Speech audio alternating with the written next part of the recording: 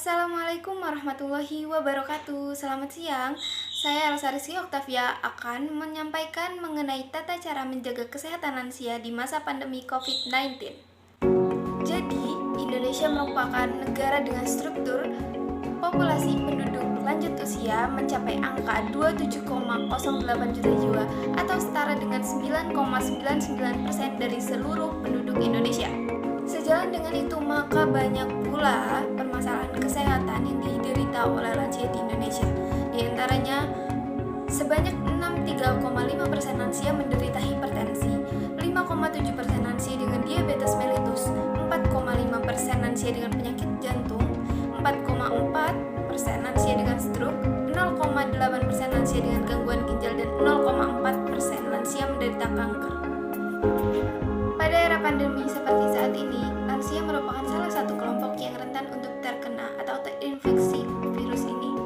Hal itu dikarenakan semakin tua manusia, maka semakin menurun daya tahan tubuhnya. Selain itu, lansia juga merupakan penduduk yang sangat membutuhkan terhadap pelayanan kesehatan. Maka dari itu, untuk pencegahan penularan melalui upaya promotif dan preventif terhadap COVID-19 bagi lansia menjadi prioritas, baik di tingkat masyarakat maupun di fasilitas kesehatan. Berikut ini merupakan langkah-langkah pencegahan penularan COVID-19 pada lansia. Yang pertama, tetap tinggal di rumah, panti warda, senior living, dan melakukan kegiatan rutin sehari-hari. Yang kedua, menjaga jarak 1 meter atau lebih dengan orang lain, hindari bersentuhan, bersalaman, bercium pipi, atau kontak fisik secara langsung lainnya. Yang ketiga, menjaga kebersihan tangan dengan cara cuci tangan dengan sabun, dengan tata cara yang benar, atau menggunakan hand sanitizer, serta hindari menyentuh mata, hidung, dan mulut. Yang keempat, lansia maupun pendamping lansia selalu menggunakan masker. Bila batuk atau bersin, gunakan bagian dalam lengan atau tisu. Yang kelima, istirahat dan tidur yang cukup minimal 6-8 jam sehari atau lebih. Yang keenam, menjaga lingkungan tempat tinggal agar sirkulasi udara baik dan terpapar sinar matahari. Selanjutnya, menjaga pola makan dengan mengkonsumsi makanan dengan gizi seimbang, minum air yang cukup, serta menghindari merokok. 8. Melakukan aktivitas fisik di dalam rumah, seperti olahraga ringan, lari kecil-kecil di dalam rumah, bertanam di sekitar rumah, atau membaca buku atau kegiatan-kegiatan menyenangkan lainnya. 9. Jauhi keramaian perkumpulan seperti reuni atau bahkan berbelanja keluar. 10. Menjaga kesehatan jiwa dan psikososial lansia dengan tidak mencari berita-berita negatif yang dapat memancing kecemasan berlebih pada lansia. Selain itu juga dapat menjaga komunikasi dengan rekan seperti anak, cucu, kerabat, juga dapat menjaga kesehatan mental lansia. 11. Lansia yang mempunyai penyakit kronis dapat melakukan pemantauan kesehatan secara mandiri di rumah. Selain itu, pastikan obat-obatan rutin selalu tersedia cukup bagi lansia di rumah. Dan yang ke-12, lansia dianjurkan untuk tidak pergi ke puskesmas, rumah sakit atau fasilitas kesehatan kecuali mengalami tanda-tanda kegawat daruratan.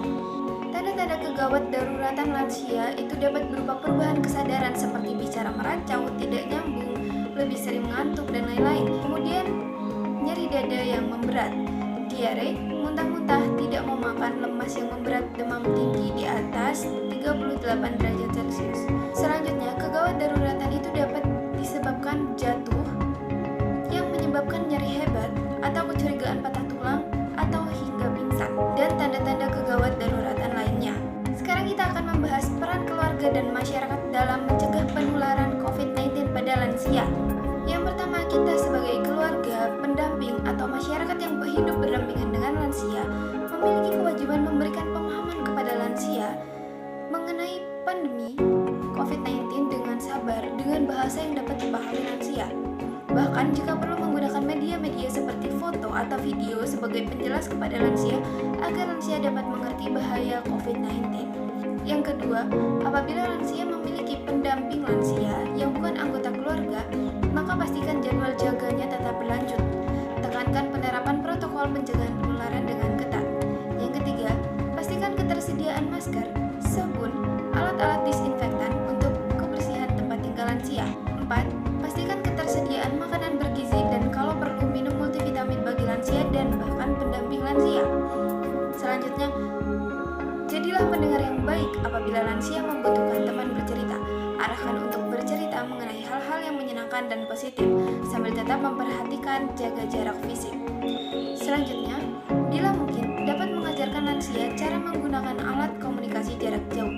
Minimal lansia dapat melakukan panggilan telepon. Kemudian, ajak, temani, dan dukung lansia untuk melakukan senam atau latihan fisik ringan dengan memanfaatkan video, tutorial, dan sejenisnya.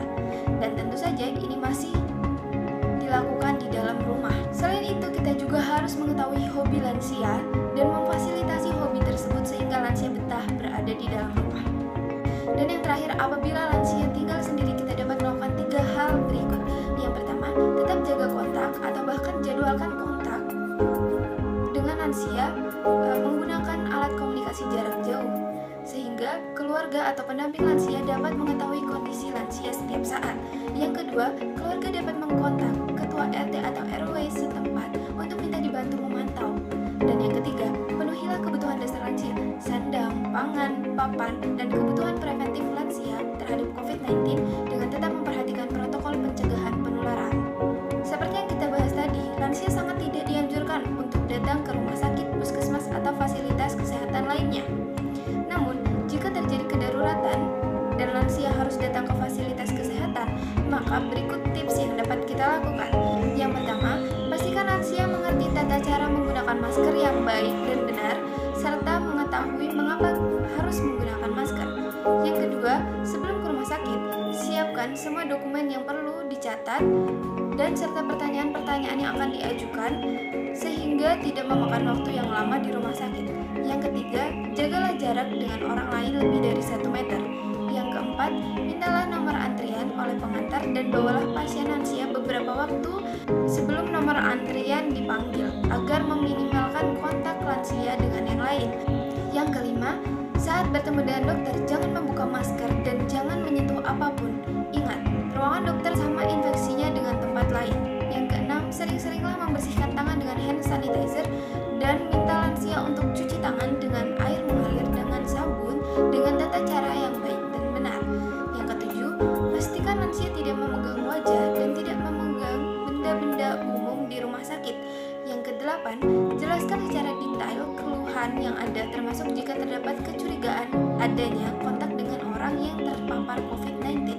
Misalnya, dari orang yang berkunjung atau lansia telah melakukan perjalanan ke daerah lain. Dan yang terakhir, bawa makanan atau minuman dari rumah dan tidak mampir ke tempat-tempat termasuk menunggu di apotek.